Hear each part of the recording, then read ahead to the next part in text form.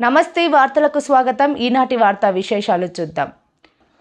శాకంబరి దేవిగా పోలేరమ్మ అమ్మవారు మరియు రావులమ్మ అమ్మవారికి కూరగాయలతో అలంకరణ, ప్రత్యేక పూజ కార్యక్రమాలు నిర్వహించిన మహిళా భక్తులు. ఆషాఢ మాసంను పురస్కరించుకుని డాక్టర్ బిఆర్ అంబేద్కర్ కోనసీమ జిల్లా కొత్తపేట నియోజకవర్గం ఆలమూరు మండలం పెద్దపల్ల గ్రామ దేవతైన శ్రీ పోలేరమ్మ అమ్మవారికి పెద్దపల్ల గ్రామ ఆడపడుచుల ఆధ్వర్యంలో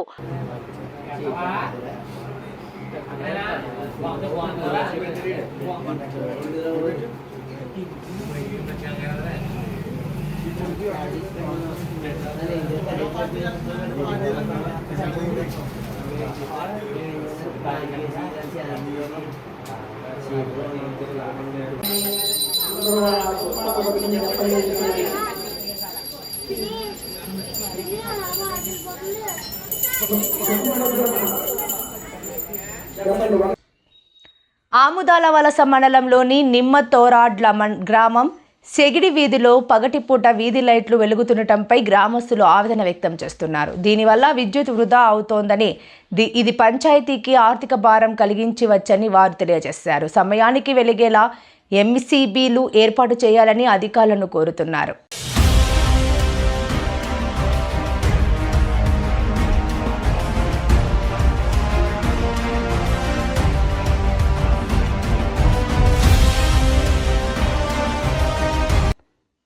వంగర మండలం వివిఆర్పేట శివారులో నాటుసార స్థావరాలపై ఎస్ఐ షేక్ శంకర్ నేతృత్వంలో శనివారం పోలీసులు దాడులు నిర్వహించారు.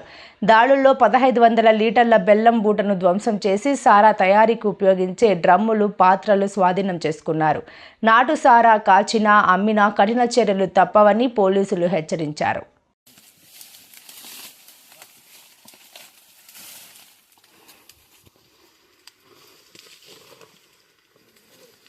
భారతదేశ చార్టర్డ్ అకౌంటెంట్స్ ఫ్యాక్టరీ గుంటూరు నగరం ఆశ్చర్యకరంగా గుంటూరు సిటీ వైద్యులు, ఇంజనీర్ల కంటే ఎక్కువగా సీఏలను తయారు చేస్తోంది. వ్యాపారం ఎక్కడ ఉంటే భారత్ అక్కడ ఉంటుంది, భారత్ ఎక్కడ ఉంటే అక్కడ ఐసీఏఐ ఉంటుంది.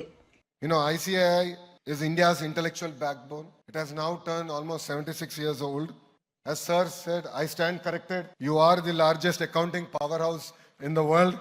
You are also the most respected and recognized one. And I believe you are one of the very first to also adopt forensic accounting standards. I'd like to share some very interesting statistics. 10 lakh students appear for this exam. I've enlisted, and close to 2 lakh students appear for this exam twice a year. Now the strength of your entire organization is almost close to 4 lakh members and 54 overseas chapters. So wherever there is business, there is Bharat. And wherever there is Bharat, there is ICAI behind it. And to my surprise, when I was preparing for my speech, and to my surprise, I realized that Guntur is the CA factory of India. I thought Guntur doctors, engineers conquered the world. Clearly, I stand wrong. Guntur CAs have managed to conquer the world. Close to 10,000 students are pursuing this career. The number of students who are pursuing CA are higher than the students who are pursuing engineering and medicine combined. So we have amazing talent here.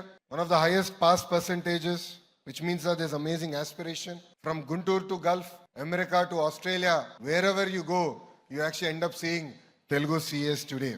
As I said, your profession is not easy. That's why I chose to become a Stanford MBA. It is a very difficult profession, but that's what makes it very valuable.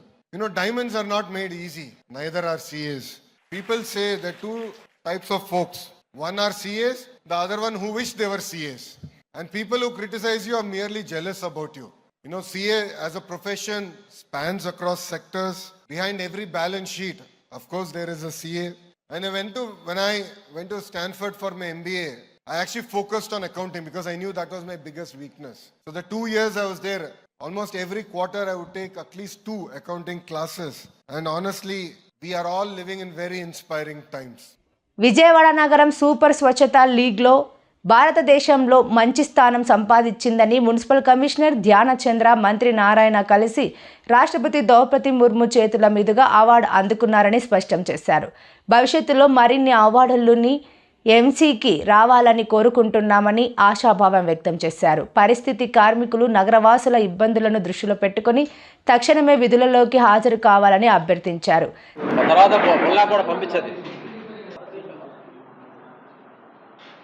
అందరికీ నమస్కారం. ఈరోజు కూటమి ప్రభుత్వం ఆధ్వర్యంలో Vijayawada super స్వచ్ఛత లీగ్లో మన విజయవాడ నగరం భారతదేశంలో ఒక మంచి స్థానాన్ని స్వచ్ఛతా సర్వేక్షణలు సాధించడంలో మరి కూటమి ప్రభుత్వం ఆధ్వర్యంలో విజయవాడ నగరం మరి అత్యుత్తమ స్థానంలో జాయిన్ అయ్యి మంచి అవార్డు గెలుచుకొని మరి కమిషనర్ గారు నిన్నే మంత్రి నారాయణ గారు కమిషనర్ గారు ఢిల్లీలో రాష్ట్రపతి ద్రౌపది ముర్ము చేతుల మీదుగా అవార్డు తీసుకోవడం జరిగింది. దానికి కూటమి కార్పొరేటర్లు మేమందరం కూడా అభినందనలు తెలియజేస్తూ ఇంకా రానున్న రోజుల్లో విజయవాడ నగరానికి ప్రథమ స్థానం భారతదేశంలో స్వచ్ఛతా సర్వేక్షణలో రావాలని చెప్పి కోరుకుంటూ, ఇది కూటమి ప్రభుత్వం, ఇక్కడ పనిచేస్తున్నటువంటి కార్మికులు, కమిషనర్ గారు, ప్రజలు వీళ్ళందరి సహకారంతో ఈ అవార్డు వచ్చింది కాబట్టి విజయవాడ నగర ప్రజలకి శుభాకాంక్షలు తెలియజేస్తూ, మరి ఈరోజు ప్రథమంగా ప్రెస్ మీట్ పెట్టడానికి కారణం పారిశుద్ధ్య కార్మికులు సమ్మెలో ఉండటం వల్ల వాళ్ళు పార్కుల వాళ్ళకి, అలాగే వాటర్ సప్లై వాళ్ళకి, అలాగే ఇంజనీరింగ్ సెక్షన్ వాళ్ళకి మద్దతు ఇచ్చారు. అది మీ ఇష్టం. కానీ విజయవాడ నగర ప్రజలందరూ కూడా ఇప్పుడు ఈ వర్షాకాలం మరి పారిశుద్ధ్య కార్మికులు లేక ఎక్కడికక్కడ రోడ్ల మీద చెత్త చేరి దుర్గంధంతో మరి తీవ్ర ఇబ్బందులు పడుతున్నారు. కాబట్టి మీరు తక్షణమే పారిశుద్ధ్య కార్మికులు విధులకి హాజరు కావాలి అని చెప్పి మేము విజయవాడ కూటమి కార్పొరేటర్లుగా మేమందరం కూడా పారిశుద్ధ్య కార్మికులను మరి మేము కోరుతున్నాం. మీకేదైనా సమస్యలు ఉంటే ప్రభుత్వం దృష్టికి తీసుకెళ్దాం. ప్రభుత్వం మీ సమస్యల మీద చర్చిస్తుంది, సానుకూలంగా కూడా స్పందించే అవకాశం ఉంది. కాబట్టి మరి ఇప్పుడు ఓకే, మరి అందరికీ నమస్కారం అండి. మరి ఈ సమ్మె చేస్తూ ఉన్నారు స్ట్రీట్ లైట్ వాళ్ళు, అదేవిధంగా వాటర్ సెక్షన్ వాళ్ళు, అదేవిధంగా శానిటేషన్ వాళ్ళు, అదేవిధంగా పార్కుల వాళ్ళు, ఈ నలుగురు కూడా సమ్మె చేయటం వారి హక్కుల్ని అడగడం తప్పు కాదు. కానీ ఇట్లాగా సమ్మె చేసి పని చేసే వాళ్ళని ఇబ్బంది పెడతాం అయితే అది తప్పు. ఎందుకంటే నేను ఎందుకంటానంటే ఇవాళ నీళ్ళు చాలా విలువైంది. ఇవాళ ప్రతి ఒక్కరికి కూడా నీళ్ళు లేకపోతే ఇవాళ బయటకు వచ్చే పరిస్థితి లేదు ఇంట్లోంచి. ఇవాళ ఎన్ని రకాలుగా ఎన్ని డివిజన్లో విజయవాడ నగరంలో ఎంతమంది ఇబ్బంది పడుతున్నారో అది గమనించాల్సిన అవసరం ఉంది. నాయకులు కూడా చెప్పాల్సిన అవసరం ఉంది. నేను ఒకటే అడుగుతా ఉన్నా, ఇప్పుడు పని చేస్తూ సమ్మె చేసుకోవచ్చు. ఒకరోజు పని చేసి ఒకరోజు దానికి ఒక విధానం ఉంది. అదే మరి నాయకులకి బాగా తెలుసు. ఇవాళ మూతి కడుక్కోకుండా ముట్టి కడుక్కోకుండా వీళ్ళు బయటికి రాగలరా? ఇవాళ ప్రజలు ఎంత ఇబ్బంది పడుతున్నారు ఒక్కసారి ఆలోచించండి. బాధతో చెప్తున్నా, ఆవేదంతో చెప్తున్నా, కొండ ప్రాంత ప్రజలు అల్లోలక్షణం చేరుతున్నారు.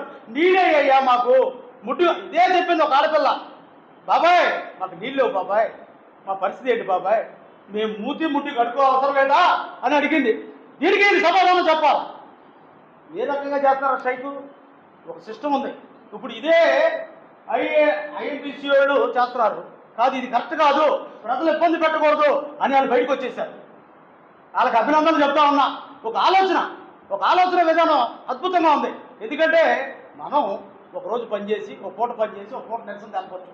మీరు అడగడం తప్పని మీరు ఇవ్వాలనే మేము కోరుకుంటాం ప్రభుత్వం.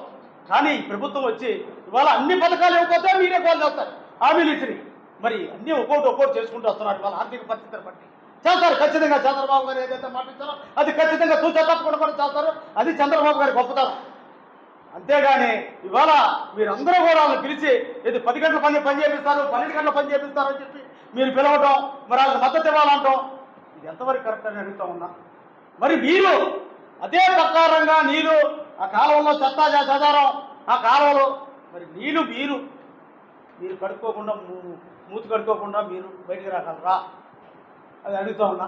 వాళ్ళకి నీళ్ళు ఇవ్వద్దు, వీళ్ళకి ఇవ్వద్దు, సైకిల్ చేసేయండి. ఎవరైనా ఇచ్చేవాళ్ళు ఉంటే ఇవ్వనవద్దు. రకరకాలుగా ఆలోచనలు చేస్తా ఉన్నారు. ఇది తప్పు కదా అని అడుగుతా ఉన్నా. ఒక్కసారి ఆలోచించండి. మరి వర్కర్స్ అందరికీ కూడా పాదాబంధనాలు చేస్తున్నాం. ఇంతకుముందు పాదాలు కడిగాం, ఇప్పుడు పాదాబంధనాలు చేస్తున్నాం. డ్యూటీలకు ఎక్కండి.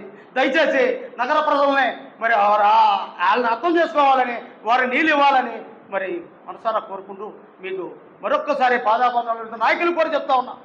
అయ్యా పంపించండి, డ్యూటీలకు పంపించండి. వారిని ప్రభుత్వం చూస్తుంది. మరి ఎందుకంటే ఇచ్చే ఆలోచనతో ప్రభుత్వం కూడా ఉంది కనుక మీరు దయచేసి వారిని పనులకు పంపించండి. వారి విధులకి హాజరమ్మనండి. ఈ వార్తలు ఇంతటితో సమాప్తం.